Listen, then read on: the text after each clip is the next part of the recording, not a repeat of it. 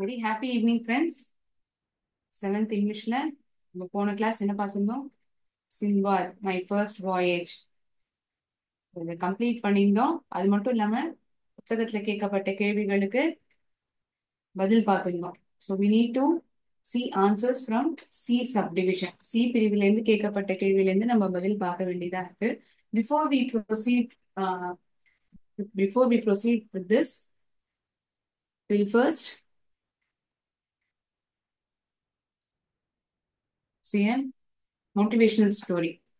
So இது என்ன கதை? இது என்ன think outside the box அப்படின்னா என்ன? பெட்டிக்கு வெளியில யோசனை பண்ணணும். என்ன சொல்ல வரீங்க, என்ன சொல்ல வரேங்கிறத இந்த கதை மூலியமா நான் உங்களுக்கு தெரிவிக்கிறேன். சரியா? ஒரு ஊர்ல ஒரு வியாபாரி இருந்தாராம். இந்த வியாபாரி பேர் வந்து சாம். இவருடைய பெயர் வந்து சாம். இவருக்கு வந்து ஒரு பெண் குழந்தை. இந்த பெண் வந்து ரொம்ப அழகா இருப்பாங்க. ஆனா இந்த சாம் வந்து தன்னுடைய தொழிலுக்காக நிறைய கடன் வாங்கினார். அதுக்காக இந்த வலது பக்கத்துல பார்த்தோம்னா நிறைய இந்த பணம், சோ கடனா நிறைய வாங்கி இருந்திருக்காரு. சாமுங்கிறவர் வந்து டாமுங்கிற நபர்கிட்ட இருந்து நிறைய பணம் வாங்கியிருக்காரு. தன்னுடைய வியாபாரத்துக்காக, தன்னுடைய பிசினஸ் வந்து வளரணுங்கிறதுக்காக வாங்கியிருக்காரு. சோ அந்த வியாபாரி என்ன சொல்றாரு, இல்லப்பா நீ வந்து நிறைய நாள் ஆச்சு பணம் வாங்கிட்டு, நீ இன்னும் எனக்கு பணத்தை திருப்பி கொடுக்கவே இல்லை. எப்ப திருப்பி கொடுக்கலான் இருக்க? உன்னுடைய கால கால அவகாசம் வந்து முடிஞ்சு போயிடுத்து. நீ வந்து பணத்தை உடனடியா எனக்கு கொடுத்தானோ அப்படின்னு அவன் சொல்லிடுறானா. இவருக்கு ஒண்ணுமே புரியல. எப்படிப்பா நம்ம பணத்தை கொடுக்கறது? நம்மள்ட்ட அந்த அளவுக்கு போதுமான அளவு வருமானம் இல்லையே. வேணா ஒரு டீல் நம்ம போட்டுக்கலாம். இந்த டீல் என்னன்னா, நான் இங்க கண் முன்னாடி நிறைய இந்த கற்கள் வைக்கிறேன். அதாவது இந்த பெபிள்ஸ். இந்த பெபிள்ஸ்ல வந்து கருப்பும் வெள்ளையும் கலந்த கற்கள் இருக்கும். இந்த கற்கள்ல வந்து நான் ரெண்டு கற்கள் எடுப்பேன். ஒண்ணு வந்து வெள்ளை, இன்னொன்னு கருப்பு. சரியா?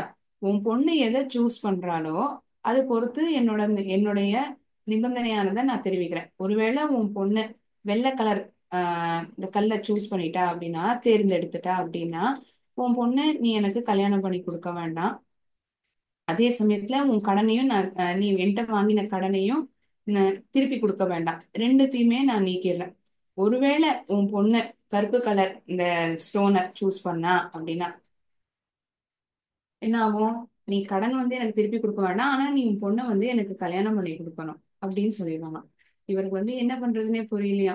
ஒருவேளை அந்த சொன்ன ஆப்ஷன்ல வந்து முதல் ஆப்ஷனா இருந்தா ரொம்ப நல்லதா இருக்குமேன்னு தோன்றுது. ஆனா அந்த பொண்ணு எந்த கல் எடுப்பாங்கிறது தெரியலையே. அவர் என்ன பண்றாரு, ரெண்டு கல்லை எடுக்கிறாரு. கீழே இருக்கக்கூடிய அந்த நிறைய கற்கள்ல இருந்து ரெண்டு கல்லை சூஸ் பண்றாரு. ஆனா இந்த பொண்ணு வந்து இந்த இடத்துல சாமர்த்தியமா அந்த டாம் வந்து எந்த கல்லை சூஸ் பண்றாங்கிறத பாத்துடுறா. ரெண்டு கல்லுமே வந்து கருப்பு கல்லாயிடுறது. அவ எப்படி சொல்ல முடியும் ரெண்டுமே நீங்க எடுத்தது கருப்பு கல்லுன்னு சொல்ல முடியாது இல்லையா? அவ புத்திசாலித்தனமா என்ன தெரியுமா பண்றா, ரெண்டு கல்லை வந்து பாத்துடுறா. அவர் எடுத்தது வந்து கருப்பு தானே. இடது கையில வந்து கருப்பும், வலது கையிலயுமே கருப்பா தான் இருக்கு. கருப்பு கலர் ஸ்டோன் தான் இருக்கு. சோ அவ என்ன பண்றா, ஒரு கையில இருக்கிற கல்லை சூஸ் பண்றா. அதை எடுக்கிறா. அது அப்படியே கீழே விழுந்துருது. கீழே விழுது. அதாவது அவ தேர்ந்தெடுத்த கல்லு அந்த டாம் கையில இப்படி எடுத்துக்கிறான் இல்லையா? ஒரு நிமிஷம். அவன் ரெண்டு கையில இப்படி கல்லு வச்சுட்டு இருக்கான். சோ இந்த கையிலயும் கருப்பு கலர், இந்த கையிலயும் கருப்பு கலர் கல் தான் சூஸ் பண்ணியிருக்கான். இந்த பொண்ணு பாத்துட்டா, அவங்க அப்பா பார்க்கல. இவ என்ன பண்றா, இந்த கையில இருக்கிற கல்ல தேர்ந்தெடுக்கிறா. ஆனா அந்த எடுத்த நொடியிலே வந்து கீழே தவற விட்டுறா. கீழே தவற விட்டதுனால என்ன ஆகுது, அந்த மத்த கற்களோட சேர்ந்து போயிடுது. நீங்க எப்படின்னா உங்களுடைய வலது கையில என்ன கல் இருக்குங்கிறத காமிங்க அப்படின்னு சொல்றான். வலது கையை திறந்து பார்த்தா கருப்பு கலர் கல் இருக்கு. அப்படின்னா நான் தேர்ந்தெடுத்த கலர் கல்லு வந்து வெள்ளை கலர் தானே. அப்படின்னா என்ன ஆகும்? இவ வந்து கடனையும் அவங்க அப்பா வந்து கடனையும் கொடுக்க வேண்டாம். இவ வந்து அந்த நபரை இந்த டாம வந்து கல்யாணமும் பண்ணிக்க வேண்டாம். சோ புத்திசாலித்தனமா யோசனை பண்ணிட்டா இல்லையா? இவனும் வந்து அந்த இடத்துல ஒத்துக்கல, நான் ரெண்டுமே எடுத்தது கருப்பு கல்லு தான் அப்படின்னு. அப்படிதான் மாட்டின்றுவானே. இவன் என்ன பண்ணிடுறா புத்திசாலித்தனமா, நான் தேர்ந்தெடுத்த கல்லு அப்படின்னா அந்த சூழ்நிலையில வந்து வெள்ளை கலர் கல்லா தானே இருந்திருக்கும் அப்படின்னு அவ புத்திசாலித்தனமா அந்த இடத்துல ஆஹ் முடிவெடுக்கிறா. சோ இதுல என்ன நீங்க தெரிஞ்சுப்பீங்க? இதுல என்ன மேம் கதை? எனக்கு என்னன்னு தெரியலையே. சோ இவ தன்னுடைய அப்பாவுடைய கடனும் வந்து நீக்கணும். அதே சமயத்துல இந்த நபரை டாமையும் கல்யாணம் பண்ணிக்க கூடாது. அந்த சமயத்துல வந்து எப்படி புத்திசாலித்தனமா செயல்படலாம்னு பார்க்கும்பொழுது அவ வந்து என்ன பண்றா, நான் அப்படின்னா தேர்ந்தெடுத்த கல்லு வந்து வெள்ளையா தானே இருக்கும், கீழே விழுந்த கல்லு. அப்படின்னு சொல்லிடுறா. So it's not only hard work and perseverance but also creative thinking which saves the situation. அதாவது நம்ம எப்போதுமே கடினமா உழைக்கிறோம், விடாம முயற்சி போடுறோம்.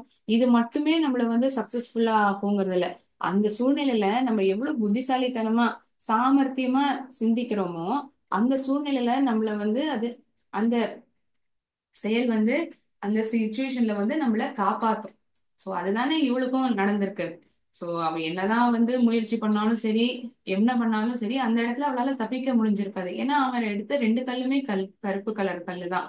ஆனா அவ என்ன பண்றா, புத்திசாலித்தனமா சிந்திக்கிறா. She is thinking out of box. Out of பாக்ஸ்னா என்ன, அவங்க யாருமே அந்த அளவுக்கு சிந்திக்க முடியாது, வித்தியாசமா யோசனை பண்றா. அதே சமயத்துல தன்னையும் காப்பாத்திக்கிறா, தன்னுடைய அப்பாவையும் அவ சேவ் பண்ணிடுறா.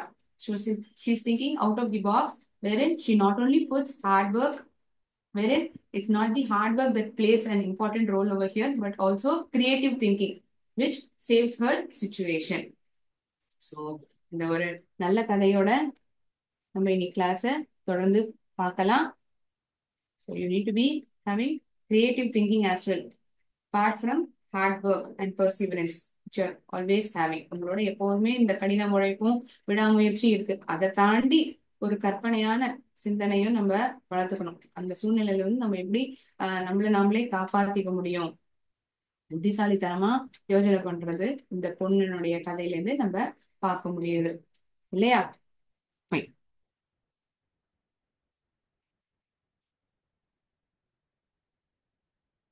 பி பிரிவுல கேட்கப்பட்ட கேள்விகள் வரைக்கும் நம்ம பதில பார்த்திருப்போம். சோ சி பிரிவுல என்ன, read the passage and answer the following questions given below.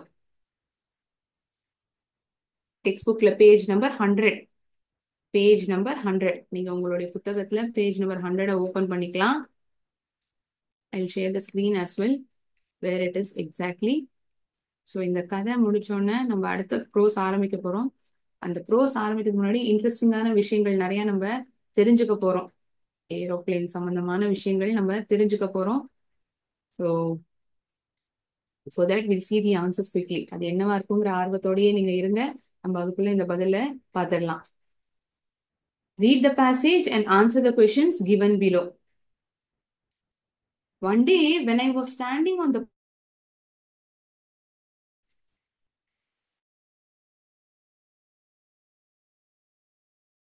leaving me behind, struggling in the sea.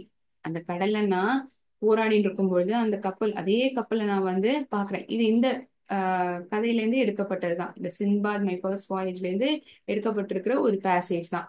When the captain of the ship saw me, he was greatly surprised to find me alive. He and other crew members, அதாவது அந்த கப்பல்ல பயணிச்ச மத்த குழு நபர்கள் என்னை பார்த்தோன்னே சந்தோஷத்துல கட்டி பிடிக்கிறாங்க.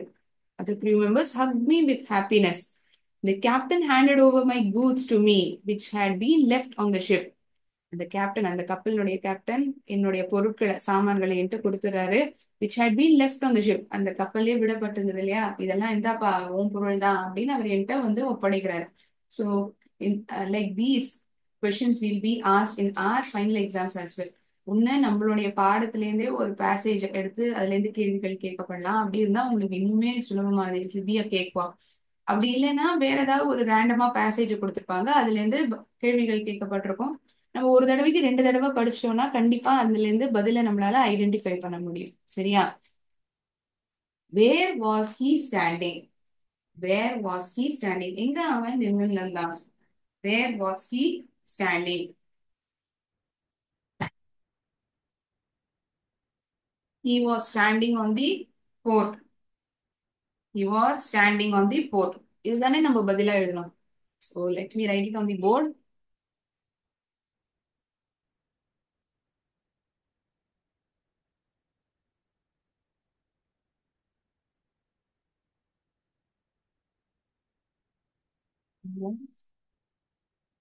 Standing,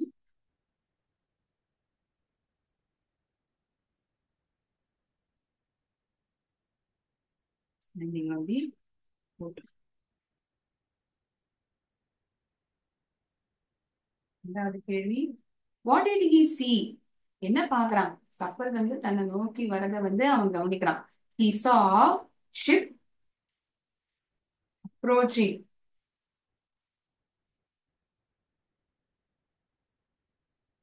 He saw a ship approaching the port. அந்த துறைமுகத்துக்கு அந்த கப்பலானது வந்துட்டு இருக்கிறத இவன் பாக்குறான். யாரு? சில்பாத். Whom did he meet on the ship and why was the person surprised? Whom did he meet? இந்த கப்பல்ல யார் வரத வந்து கவனிக்கிறான். He met. சந்தித்தார். மீட்டினுடைய கடந்த கால வார்த்தை met. இல்லையா? மீட்னா சந்திக்கிறது, சந்திக்கப்பட்டது, சந்திச்சேன் அப்படின்னா நான் என்னன்னு சொல்லுவேன்? மெட்டுங்கிற வார்த்தையை உபயோகிப்பேன். These are small things which we can relate. He met the captain of the ship. கப்பலினுடைய கேப்டனை வந்து சந்திக்கிறார்.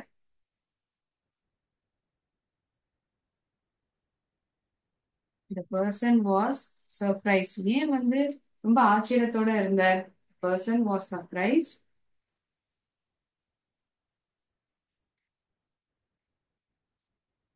இந்த பையன் உயிரோட தான் இருக்கானா அப்படிங்கறத நினைச்சு இவர் ஆச்சரியப்படுறார். He was surprised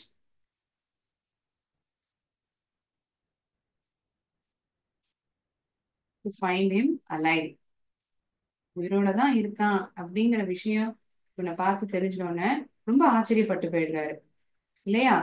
He was surprised to find him alive. நாலாவது கேள்வி என்ன? What did he get back from the captain? Captain இருந்து என்ன மறுபடியும் கிடைச்சது அவருக்கு? He got back his goods. அவர் அந்த கப்பல்லையே விட்ட தன்னுடைய சாமான்களை வந்து திருப்பி இவருக்கு கொடுத்துடுறார். இல்லையா? He got back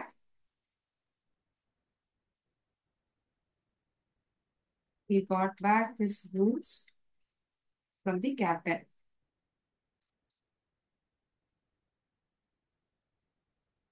தன்னுடைய சாமான்கள்லாம் அந்த கேப்டன் இருந்து அவர் மறுபடியும் வாங்கிடுறார். ஸோ சி பிரிவுல கேட்கப்பட்ட கேள்விகளுக்கான பதில் page 100.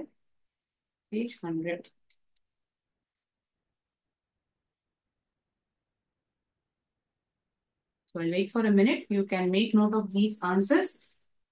We'll move on to next subdivision question, which is rearrange the following sentences in correct order. இது ஒரு ஆக்டிவிட்டி மூலியமா தான் நம்ம பதில பார்க்க போறோம். I'm not going to write it on the board. Wherein we are going to arrange it in the right order in the form of an activity.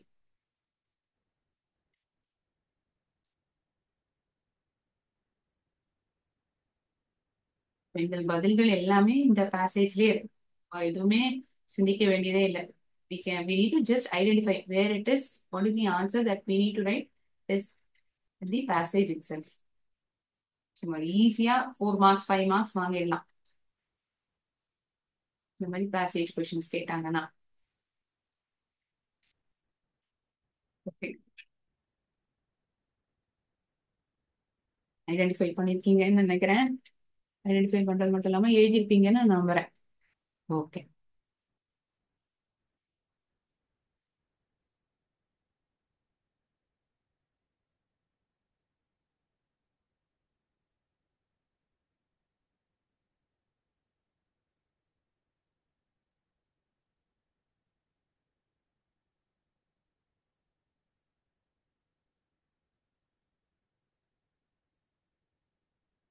if at all you know the order in which these 8 sentences have to be written, you can let me know. இந்த sentence வந்து முதல்ல வருங்கிறது தெரிஞ்சதுன்னா கூட நீங்க எனக்கு chat பாக்ஸ்ல சொல்லலாம்.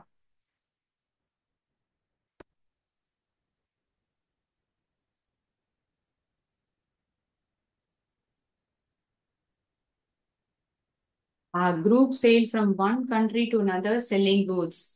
அந்த 8 வாக்கியங்களையும் நான் ஒரு வாட்டி படிச்சிடறேன். I narrated my tale of sufferings and hardships to the king. I saw the same ship approaching the port. I longed. Longedனா என்ன? நான் ஏங்கினேன். லாங்க்னா நீளமா இருக்கிறது அர்த்தம் இல்லைங்க. லாங்க்னா நான் ரொம்ப ஏங்கினேன். என்னுடைய வீட்டுக்கு மறுபடியும் போகணும், பாக்தாதுக்கு நான் போகணுங்கிறது என்ன எனக்கு ரொம்ப எனக்குள்ள இருந்தது. நான் இங்க போகணுங்கிற எண்ணம் இருந்தது. He presented the purse full of gold coins. I was being tossed by the powerful waves. Frequent, powerful waves. Sinbad completed the tale of his voyage. My father was a rich merchant. So இந்த 8 வாக்கியங்கள்ல எது வந்து முதல் சென்டென்ஸா வரும்? So Rich Sindbad, he explains his first voyage story to the poor Sindbad. So அப்ப வந்து தன்னை பத்தி அறிமுகப்படுத்திக்கிறார் இல்லையா? தான் அப்பா வந்து ரொம்ப பணக்காரர், நிறைய பணம் சேகரிச்சுட்டு போயிருந்தாரு. ஆனா எனக்கு தான் அந்த அளவுக்கு சாமர்த்தியம் இல்ல, முட்டாள்தனமா அத்தனை பணத்தையும் நான் செலவு செஞ்சுட்டேன் அப்படிங்கிற மாதிரி சொல்லுவாரு. So first we'll see First, we'll write this sentence. My father was a rich merchant. எங்க அப்பா வந்து ஒரு ரொம்ப பணக்கார வியாபாரியா இருந்தார். அடுத்தது இந்த கதை சம்பந்தமா இந்த 8 வாக்கியங்கள்ல நம்ம எதை பாக்குறோம்? அவர் சொன்ன அவருடைய பயணத்தை வந்து அவர் விவரிக்கிறார். அந்த ஏழை சின்பால்ட்ட group sailed from one country to another selling goods. எங்களுடைய குழு வந்து ஒரு நாட்டுல இருந்து இன்னொரு நாட்டுக்கு பொருட்களை விற்கிறதுக்காக நாங்க பயணிச்சோம். பயணிக்கும் பொழுது அந்த கடல் அலைகள் எங்களை வந்து மேலும் கீழும் தூக்கி போட்டது. I was being tossed by the frequently by the free by the frequent powerful waves. Was tossed by the frequent powerful waves.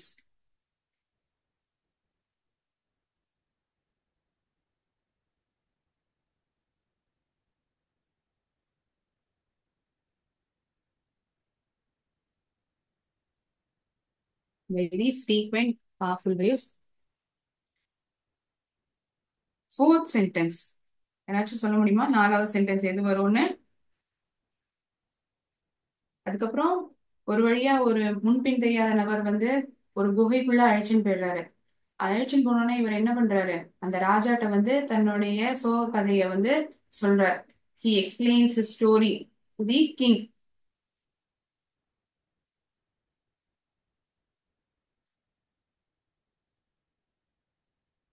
I narrated my tale of sufferings and hardships. நான் கடந்து வந்த அந்த கடினமான விஷயங்களையும் சோதனைகளையும் நான் ராஜாட்ட வந்து விவரிச்சேன்.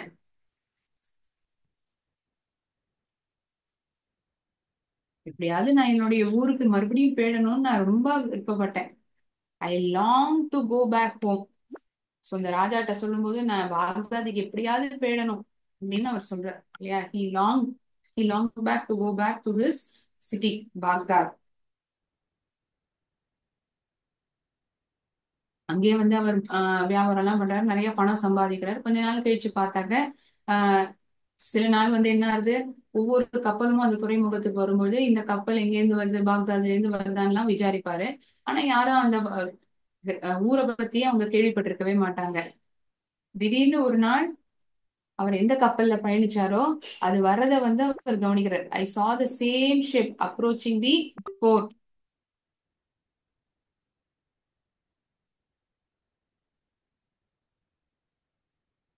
Sinbad completed the tale of his first voyage.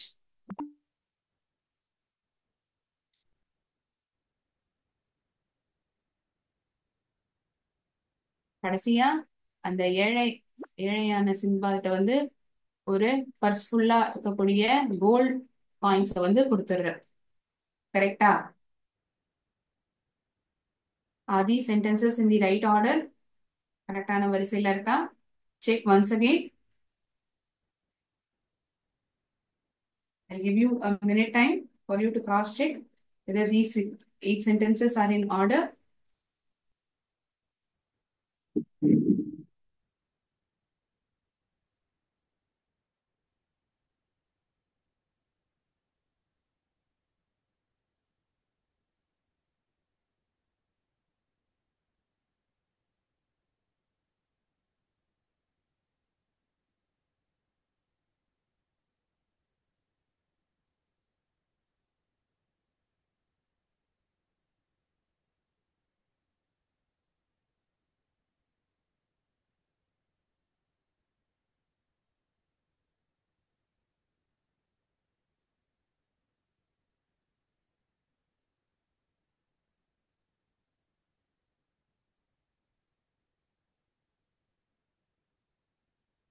Shall we check whether these 8 sentences are in right order?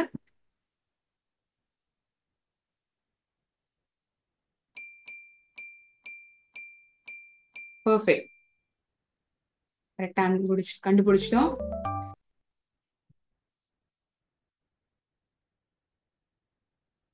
Now we have long answer questions. பிரிவுல work in pairs and write the answers. Work in pairs and write the answers.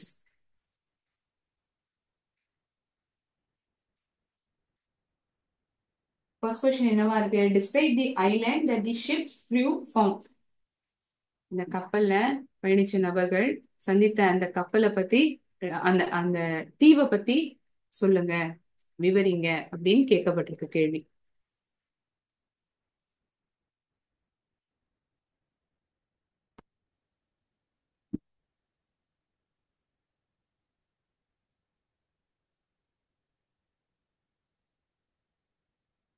One day they were on board. They saw a beautiful small green island. ஒரு பச்சை பசேன்னு இருக்கக்கூடிய ஒரு அழகான தீவு, ஒரு சிறு தீவை வந்து அவங்க பாக்குறாங்க. Just to have some fun, they all got down on it. எல்லாரும் வந்து இறங்குறாங்க. ஏன் இறங்குறாங்க? கொஞ்ச நேரம் ஓய்வு எடுத்துக்கலாம், ஒரு மாதிரியான ஃபன் எடுத்துக்கலாங்கிறதுக்காக அவங்க இறங்குறாங்க. As soon as they lit the fire for cooking, they got a jerk. திடீர்னு ஒரு அசைவு அதிர்வு ஏற்படுறது. அவங்க எப்போ இந்த நெருப்பு மூட்டினோன்னு சமைக்கிறதுக்காக. The island was trembling. The island was trembling. ஒரு நடுக்கம் இருந்தது அந்த தீவுல. It was not an island. அது வந்து ஒரு தீவே இல்லை. அது வந்து ஒரு பெரிய விலங்கினுடைய பின்பகுதி. ஏன்னா அதுல தானே இவங்க ஏறி உட்காந்து அதுல சமைக்க ஆரம்பிச்சாங்க. It got disturbed when the fire was lit on his back. அதுக்கு வந்து இம்சையா போயிடுது. தான் முதுகு மேல வந்து ஒரு நெருப்பு பூச்சியை மூட்டினோன்னு சமைக்கிறதுக்காக அதுக்கு வந்து ரொம்ப இம்சையா போயிடுது. இப்ப நமக்கே வந்து ஒரு தீப்பொறி நம்ம கையில பட்டிருந்தா நமக்கு இவ்வளவு எரிச்சலா இருக்கும். அதே மாதிரிதானே அந்த விலங்குக்கும் இருக்கும். அதனால it got disturbed when the fire was lit on his back. So this is the description that we give for the island that the ship's crew that they found. இங்க பார்த்த உடனே என்ன நடக்கிறது அந்த தீவுல, அந்த தீவு எப்படி இருக்குங்கிற விவரம் நமக்கு இந்த கதையில பெருசா சொல்லப்படல. அந்த தீவுல இவங்க இறங்கினதுக்கு அப்புறம் என்ன நடக்கிறது அப்படிங்கிற தகவல் தான் தெரியும் இல்லையா? So we can describe the island in this manner. What happens exactly when they get down on this island?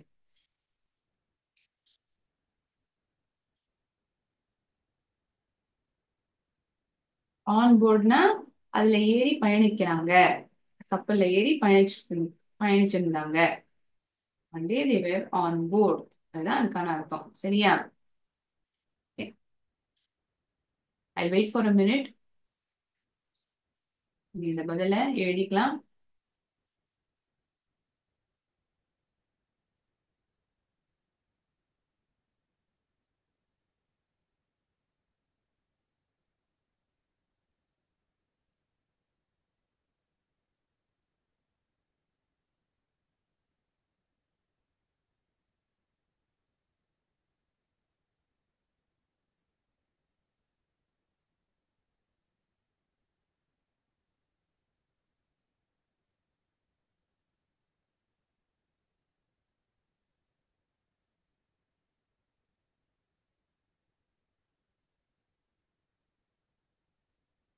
Okay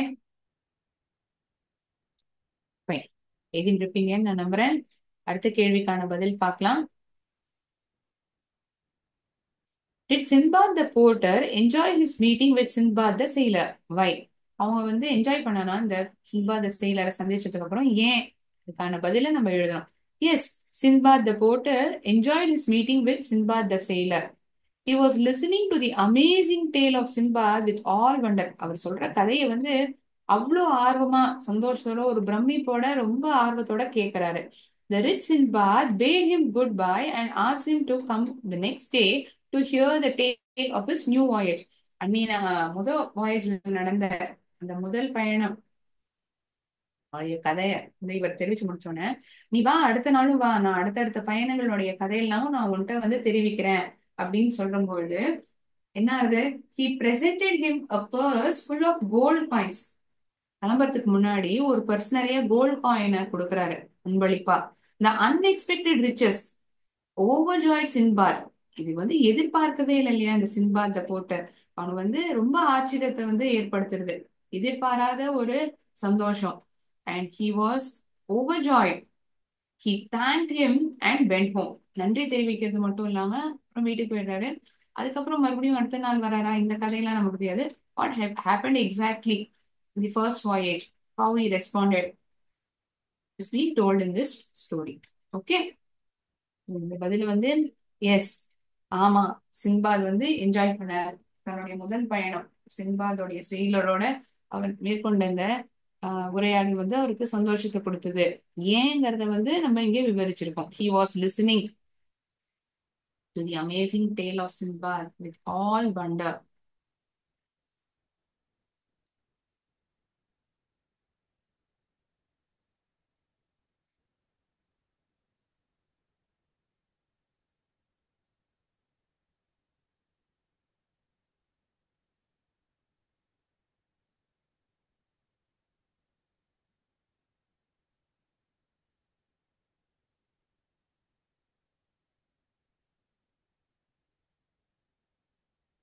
சில நாணயங்கள், தங்க நாணயங்கள்லாம் இவருக்கு கிடைக்கும் அப்படிங்கறது இவர் எதிர்பார்த்திருக்கவே மாட்டாரு இல்லையா? அதுதான் அவரை ரொம்ப சந்தோஷப்படுத்த வைக்கிறது.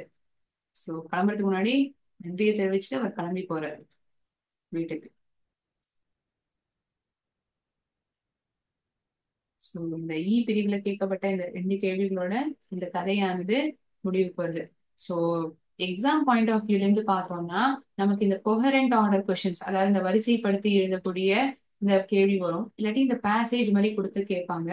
இல்லாட்டி லாங் ஆன்சர் கொஸ்டினா சப்ளிமெண்டரி பகுதியில இருந்து கேட்கறாங்கன்னா இந்த ரெண்டுல இருந்து ஏதாவது வரலாம். we need to be prepared. For that we need to know the story in and out. வரிசையா எழுத தெரியணும்.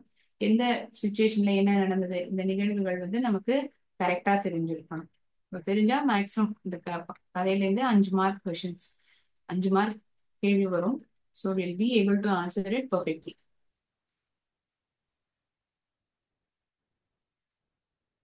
Any doubts to anyone regarding this supplementary reading that we have discussed now? இது சம்பந்தமா ஏதாவது கேள்வி இருந்தா நீங்க என்ன கேட்கலாம். ஸோ எக்ஸ்பிளைன் பண்றதுக்கு நிறைய படங்களோட தான் நான் காமிச்சிருப்பேன் ஒவ்வொரு கேரக்டரையும். So I hope there are more doubts. If at all you're having, you may please ask me.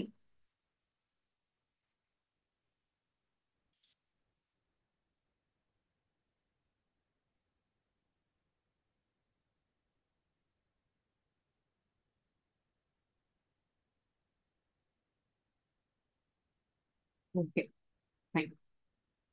Thinking that there are no doubts, I end the screen over here.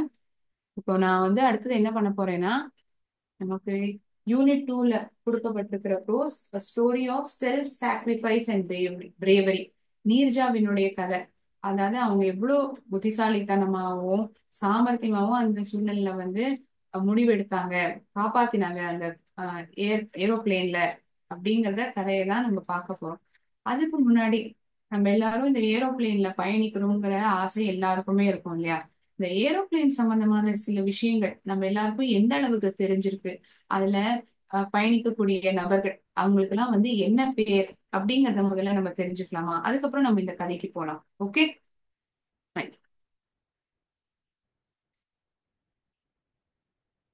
so we are going to learn a lot of new words pertaining to aeroplane. இந்த aeroplane சம்பந்தமா சில புது விஷயங்கள்லாம் நம்ம கத்துப்போம்.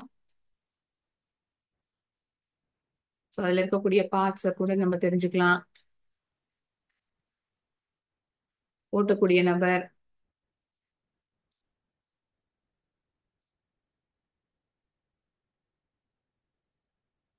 one moment, I'll share the screen.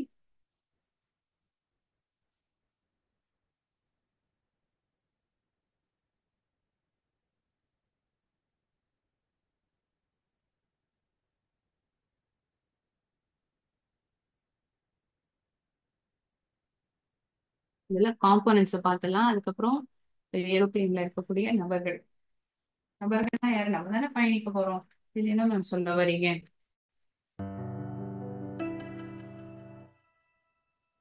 So ஏரோப்ளேன்ல இருக்கக்கூடிய இந்த பகுதியை வந்து நம்ம என்னன்னு சொல்லுவோம் அப்படிங்கறது யாருக்காவது தெரியுமா? By looking at this image, will you be able to identify what is the name of this component which is pertaining to aeroplane? இது பேர் வந்து ஃபியூஸ்லேஜ் அப்படின்னு சொல்லுவாங்க. என்ன பேருனா ஃபியூஸ்லேஜ். இதோடைய பேர் என்ன? ஃபியூஸ்லேஜ். இந்த ரெக்கைகள், இப்ப பறவைக்கு மட்டும் தான் ரெக்கை இருக்கும்னு சொல்ல மாட்டோம். இந்த ஏரோப்ளேன்ல கூட it has wings. We call it as wings. What it is called as wings. இந்த இடது பக்கமும் வலது பக்கமும்.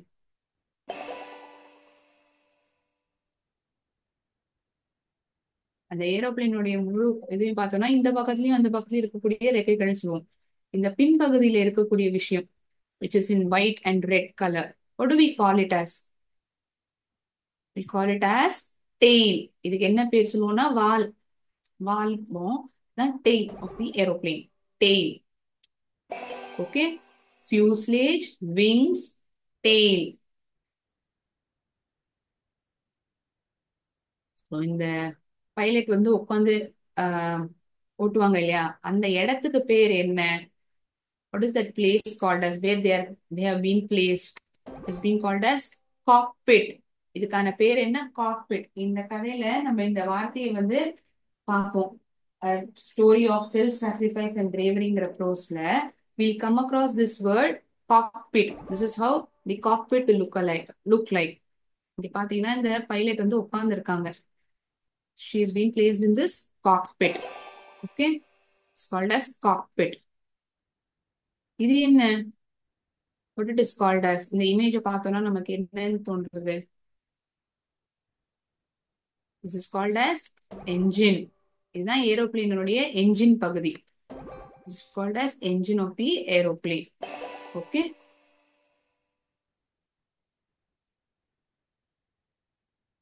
தரையை தொடறதுக்கு முன்னாடி இந்த பகுதியை நம்ம பார்த்துருப்போம். ஏதாவது ஒரு படத்துலயோ இல்லாட்டி ஏதோ ஒரு வீடியோ ரேண்டமா பாக்குறது, இல்லாட்டி ஏர்போர்ட்ல இருந்து பாக்குறது கூட நம்ம இதை கவனிச்சிருந்தோம்னா we call it as landing gear.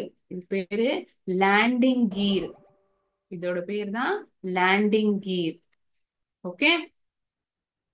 cockpit, landing gear, wings, tail, fuselage. So இந்த காக்பிட்ல இருக்காங்க இல்லையா, இங்க ஓட்டக்கூடிய இந்த நபர்கள், so they are called as pilot.